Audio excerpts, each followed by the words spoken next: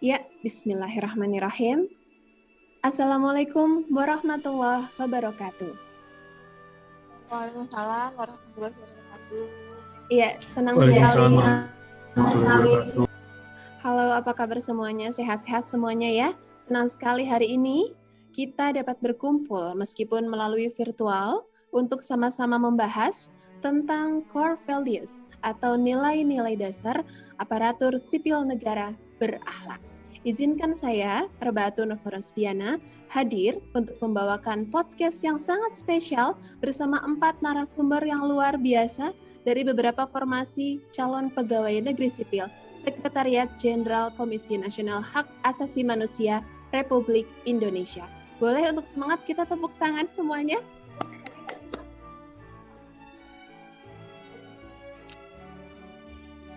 Ya, Core Values ASN itu sendiri diluncurkan dengan nama ASN Berakhlak yang merupakan akronim dari berorientasi pelayanan, akuntabel, kompeten, harmonis, loyal, adaptif, dan kolaboratif.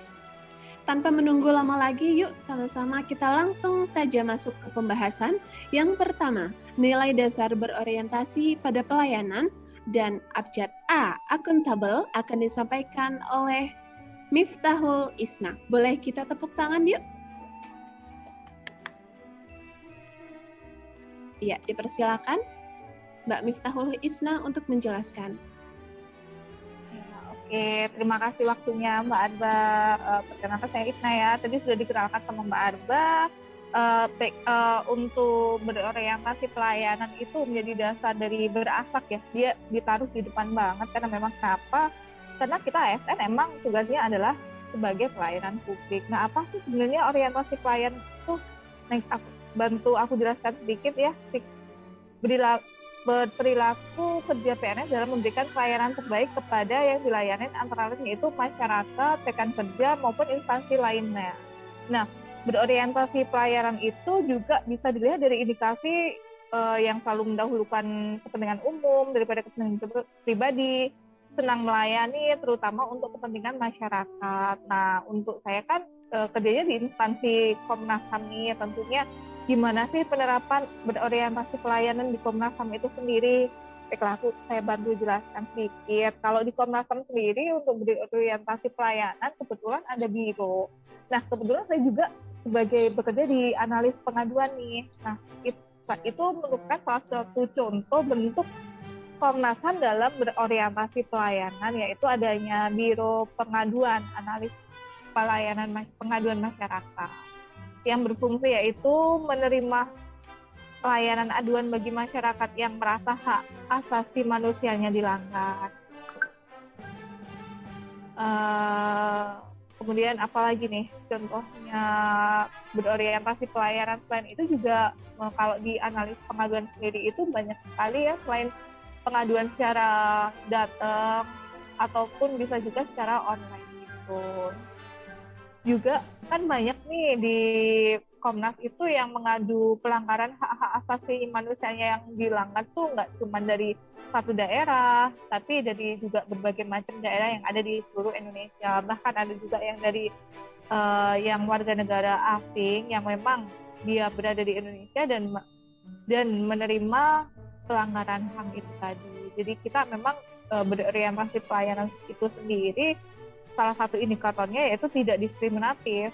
Itu yang memang diterapkan di Komnas HAM, tidak membeda-bedakan siapapun yang memang melakukan aduan atau minta bantuan. Kita semua nggak pernah yang di Komnas HAM ya sudah, kita semua sama aja, sama-sama warga negara Indonesia yang harus dilayani dengan baik. Seperti itu.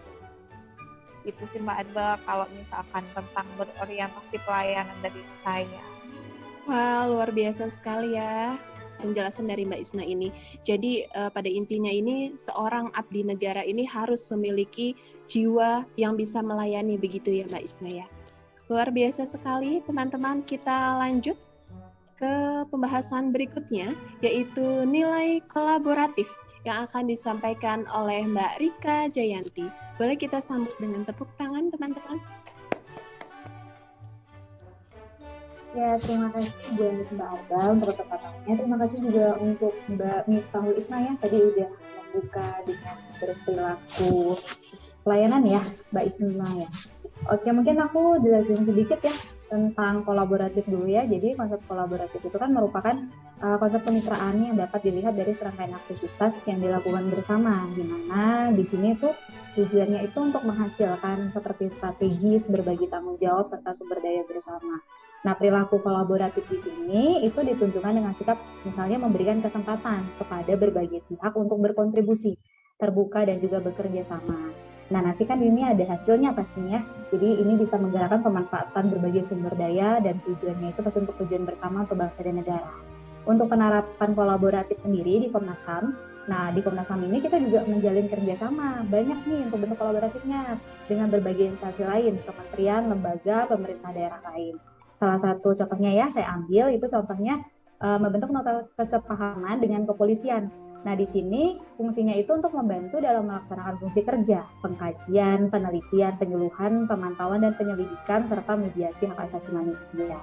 Selain itu, kita juga melakukan nota kesepahaman serta perjanjian kerjasama dengan berbagai universitas.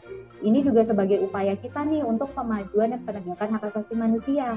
Dan ada juga perjanjian kerja dalam penyelenggaraan kegiatan bersama antara Komnas HAM dengan universitas. Nah, Komnas HAM ini juga ada membuat nota kesepahaman seperti dengan yayasan. Contohnya itu ada Yayasan Perlindungan Insani Indonesia. Dan ini tentang kerjasama pemajuan perlindungan keamanan bagi pembela hak asasi manusia. Nah, dengan kerjasama yang dilakukan oleh Komnas HAM ini, kita semua pasti mengharapkan dong adanya kesadaran terhadap hak asasi manusia. Karena mungkin dengan kerjasama ini kan pasti harapan kita bisa lebih dekat nih, dan juga bekerja sama dengan instansi lain pasti lebih terbantu. Kita juga berharapkan nanti ke depannya ada perbaikan pelayanan juga kepada masyarakat dan juga perbaikan kinerja dari sisi ASN-nya. Nah, untuk lebih lengkapnya tentang perjanjian ini juga bisa dilihat di website Komnas HAM. Di situ juga ada jelas kerjasama yang dijalankan Komnas HAM dengan siapa aja. Begini penjelasan dari aku ya Mbak Arba. Mudah-mudahan bisa diterima nih buat teman-teman semua juga. Oke, terima kasih Mbak Rika Jayanti atas penjelasannya. Jadi pada prinsipnya, pada nilai kolaboratif ini dapat diwujudkan dalam memberikan kesempatan dari berbagai pihak untuk berkontribusi yang kesemuanya itu demi tujuan bersama, demi bangsa dan negara. Begitu ya Mbak Rika ya? Luar biasa sekali penjelasannya.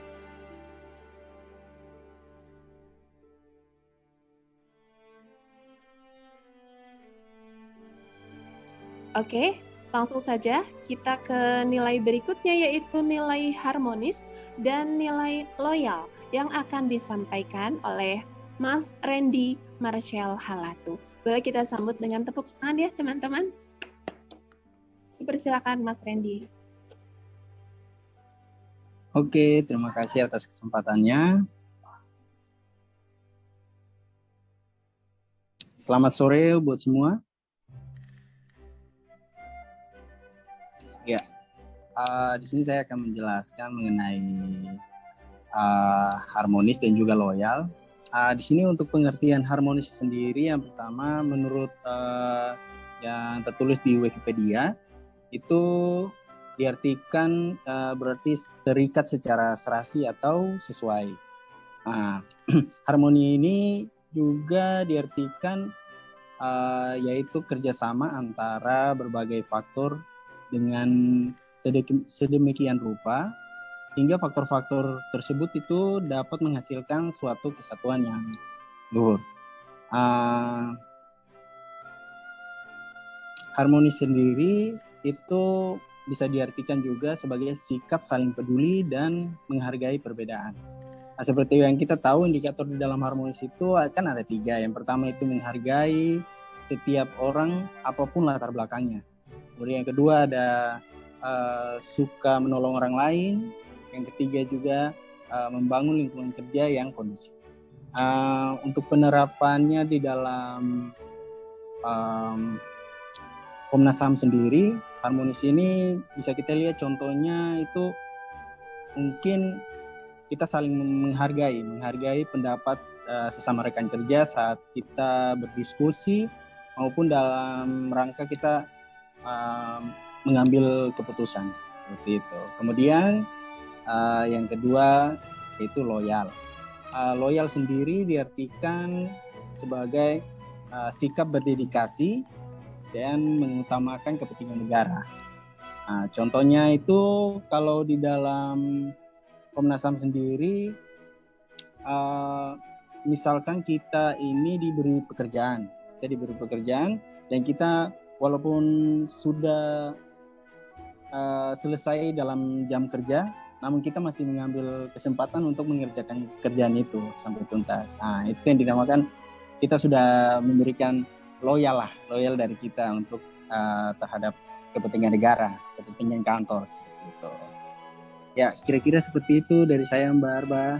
Mungkin bisa diterima ya. Terima kasih. Luar biasa sekali. Terima kasih loh Mas Randy Marshall Halatu atas penjelasan yang diberikan. Oke, langsung saja kita menuju ke nilai berikutnya, yaitu nilai adaptif dan nilai kompeten yang akan disampaikan oleh Mas Muhammad Aziz Pratama.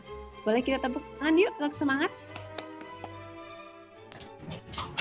Oke, terima kasih Mbak Arba untuk kesempatannya. Sekalian aku mau ralat ya Mbak ya, untuk nama aku Abdul Aziz Pratama ya Mbak, bukan Muhammad Aziz Pratama. Maaf ya Mbak. Mas Aziz. Iya Mbak, bagi saya. Mbak. Oke Mbak. Pertama mungkin aku bantu jelasin dari nilai kompeten dulu kali ya. Untuk dari nilai kompeten ini sebenarnya semakin diperlukan karena dunia kita ini semakin terbuka dan juga semakin cepat berubah. Sehingga ASN ataupun instansi diharapkan untuk dapat menyesuaikan dirinya secara terus-menerus dalam dunia baru, dalam industri 4.0 atau 0.0 selanjutnya gitu.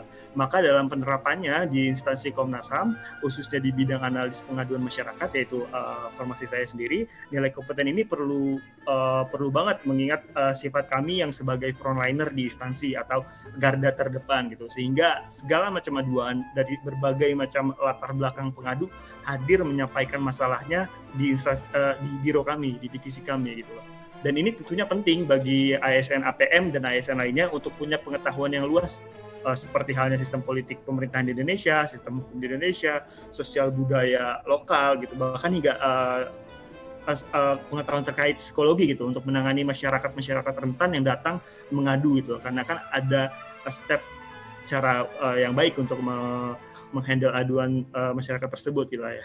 Dan hal-hal ini diharapkan nantinya bisa membentuk ASN yang profesional dan juga dapat diandalkan atau akuntabel gitu dan kompeten gitu. Lalu karena dunia kita sering berubah dengan cepat itu sehingga diperlukan juga sebuah sikap yang tanggap dalam menghadapi perubahan tersebut. Oleh karena itu perlunya lagi bagi kita untuk punya sifat dan nilai adaptif yang tertanam di dalam diri gitu, agar kita bisa terus berinovasi dan kreatif dan juga menyesuaikan diri dalam perkembangan zaman gitu. Di Komnas HAM sendiri kalau aku boleh sharing ada beberapa nilai-nilai adaptasi yang adaptif yang diterapkan seperti membuka kanal aduan melalui online media sosial gitu agar media online gitu agar membantu mempermudah masyarakat untuk mengakses pengaduannya gitu, atau hingga ke sistem online perabsenan di kantor pun itu juga sudah disesuaikan dengan tuntutan zaman gitu sih Mbak. Oke, terima kasih banyak Mas Aziz atas penjelasannya. Jadi dalam nilai adaptif itu diperlukan untuk perkembangan teknologi yang semakin masif ya Mas Aziz ya, sehingga perlunya inovasi dalam birokrasi khususnya di instansi Komnas HAM itu sendiri. Luar biasa sekali Mas Aziz penjelasannya. Oke rekan-rekan, sampailah kita di penghujung podcast ini. Interupsi Mbak Anda, boleh nggak? Iya. Mbak, tadi sepertinya akuntabel dari survei berakhlak belum saya jelaskan ya, kayaknya. Iya, nggak apa-apa. Boleh saya bantu jelaskan sebentar ya? Oke, biar dipersilakan lengkap Mbak aja kayak gitu. Isna. Mohon maaf ya Mbak Anda harus interupsi gitu. Jadi apa sih artinya akuntabel? Nah, akuntabel sendiri itu yaitu merujuk pada kata akuntabilitas, yaitu kewajiban individu atau kelompok atau institusi untuk memenuhi tanggung jawab itu secara amanah kayak gitu.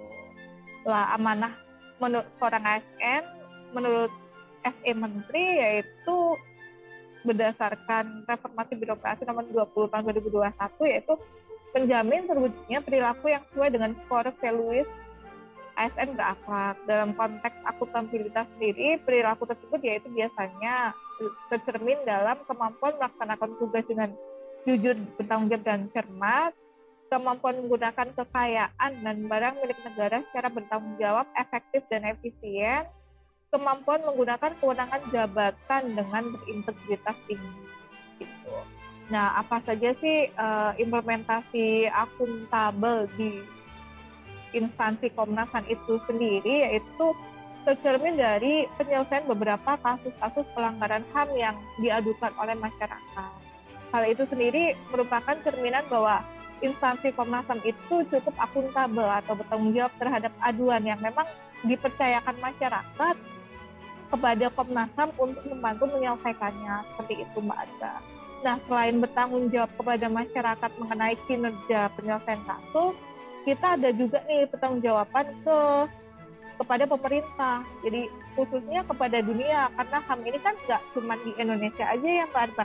Kebetulan Komnas HAM ini juga naungannya juga di seluruh dunia gitu. Jadi pertanggungjawabannya selain kepada masyarakat, kita juga bertanggung jawab